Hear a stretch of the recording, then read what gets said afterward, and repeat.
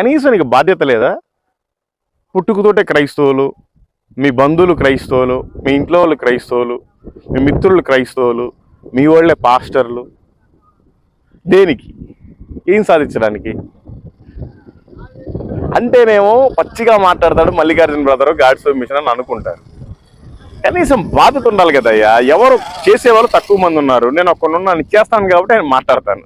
మీరు ఎందుకు చేయలేకపోతున్నారు? ఈ లోకంలో ఏం సాధిద్దాం అనుకుంటున్నారు? ఏమి సాధించినా వేస్టే. నేను చాలా సాధిద్దామని ప్రయత్నాలు చేశా, ఏమి లేదు, సున్నా. నా జీవితంలో మిగిలింది 0. ఎప్పుడైతే ప్రభు కోసం బయలుదేరానో అప్పటి నుంచి చాలా సుఖంగా ఉంటున్నాను, చాలా సంతోషం. అది చెప్పడానికి వీలు కాదు. సిగరెట్ తాగితే 5 నిమిషాలే ఉంటుంది, మాణిక్చంద్రం వెళ్తే 10 నిమిషాలు ఉంటుంది, ఒక క్వార్టర్ మంది వేస్తే 2 గంటలు ఉంటుంది, బీర్ వేస్తే గంటే, ఇంకా ఏదైనా భయంకరమైన పాపమైన కూడా 15-20 నిమిషాలు. ఆ తర్వాత ఏంటి?